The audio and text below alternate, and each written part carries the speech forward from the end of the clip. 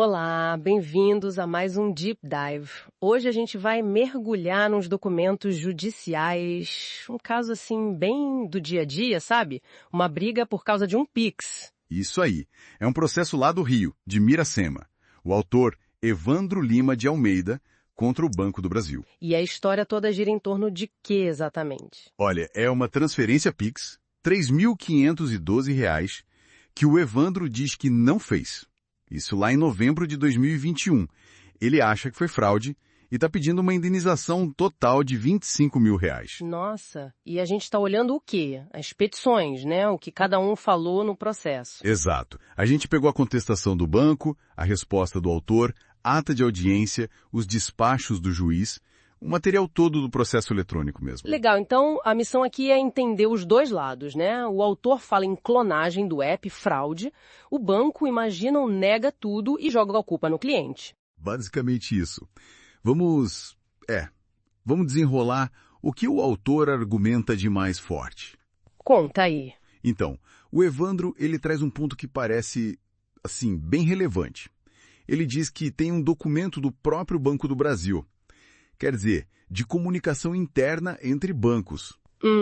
Onde o banco que recebeu o Pix teria aceitado a contestação da fraude.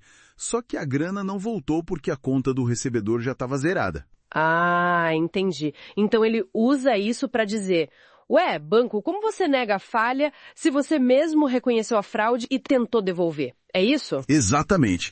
Ele aponta essa, contradição e diz que o banco foi negligente por não ter conseguido recuperar o dinheiro depois de admitir a fraude. Faz sentido a linha de raciocínio dele. E ele contesta a ideia de que a culpa foi dele, da senha? Sim, ele diz que o banco não provou que ele compartilhou senha ou algo assim. E sobre aquela outra transação, um Pix menor de R$ 5 no mesmo dia para o mesmo destino. Que o banco usa para dizer que foi ele mesmo, né? Isso. Ele levanta a hipótese de que esse Pix menor pode ter sido só um teste dos golpistas. Para ver se funcionava antes de dar o golpe maior, sacou? Sei. É uma possibilidade. E juridicamente, onde ele se amarra? Bom, ele invoca o Código de Defesa do Consumidor, o CDC, e principalmente a súmula 479 do STJ. Ah, súmula 479. Aquela da responsabilidade objetiva dos bancos em fraudes, né? Mesmo sem culpa direta deles. Essa mesma. Que o risco do negócio é do banco. Isso é um argumento bem forte para ele. Com certeza. E os valores que ele está pedindo? Ele quer os R$ 3.512 de volta, mas em dobro, o que daria mais de R$ 7 mil. Atualizado, ele calcula em mais de R$ 12.500. Uau! E ainda pede R$ 12 mil de danos morais. Ele até menciona que o abalo foi maior por ele ser pessoa com deficiência, usando o estatuto. Entendi. E ele também respondeu às defesas iniciais do banco, né? Aquelas questões de prazo, legitimidade. Sim, ele rebateu tudo. Diz que o prazo para processar é de 5 anos, pelo CDC, contando da negativa do banco, não 3 anos do Código Civil. E mantém o pedido de justiça gratuita. Ok, esse é o lado do autor. Bem detalhado. Mas e o Banco do Brasil? Qual a defesa deles? Imagino que não seja simples. Não, claro que não. O banco vem pesado.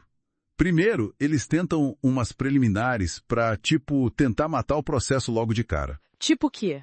Alegam ilegitimidade passiva, quer dizer, a culpa não é nossa, a transação usou a senha pessoal do cliente. Aí vem a prescrição, que a gente já falou. O banco insiste nos 3 anos do Código Civil a partir do Pix. Como a ação é de 2025, para eles já era. Certo, a briga do prazo. Também falam em inépcia da inicial. Dizem que a acusação de clonagem é muito genérica, sem prova, sem BO, sem nada, e voltam naquele Pix de R$ 50 feito no mesmo dia. Entendi. E questionam a justiça gratuita também? Questionam. Dizem que ele tem advogado particular, que não provou bem a necessidade, o de sempre nessas contestações. Tá, e sobre o mérito mesmo, a fraude, a segurança? Aí o ponto central do banco é: a transação foi feita pelo app, no celular que o cliente sempre usa, e foi validada com a senha pessoal. Ponto. Ou seja, para eles o cliente descuidou da senha. Exato. Falam que o cliente fragilizou as credenciais, que o contrato obriga a guardar a senha com cuidado.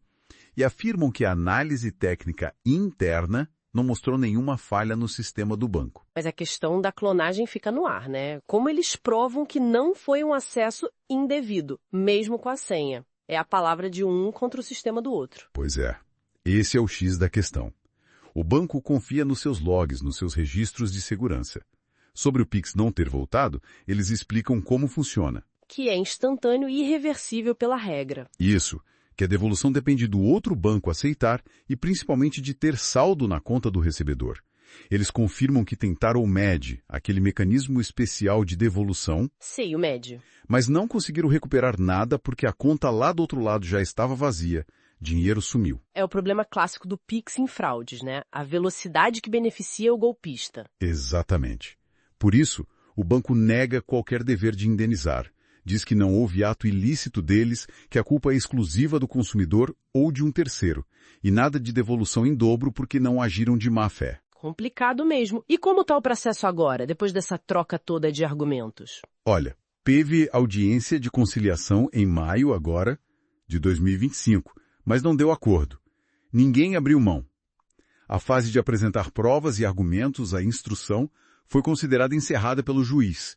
E agora, o processo foi encaminhado para ele fazer o projeto de sentença. Basicamente, está pronto para ser julgado. Então, resumindo, temos o autor dizendo que foi fraude, que o banco foi negligente e tem que pagar tudo, inclusive em dobro o dano moral. E o banco dizendo, não, a culpa foi sua, com a senha, meu sistema é seguro e o Pix é assim mesmo, tentei devolver, mas não deu. É isso. Defeito, a briga está posta e agora a decisão está na mão do juiz ou da juíza lá de Miracema. Sem acordo, vai ter sentença. E esse caso todo levanta uma questão importante, né? Que vai além desse processo específico. Com certeza. Fica aquela reflexão.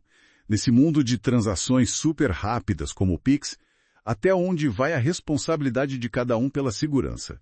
Pois é. Se o banco tenta recuperar o dinheiro da fraude, mas ele já sumiu da conta do golpista, como fica? Como equilibrar a proteção que o consumidor merece com a responsabilidade que cada pessoa tem que ter ao usar essas ferramentas? Exato. É um desafio enorme, né? Para o sistema financeiro, para a justiça, para todo mundo. Fica aí a pergunta para a gente pensar sobre segurança e responsabilidade na era digital.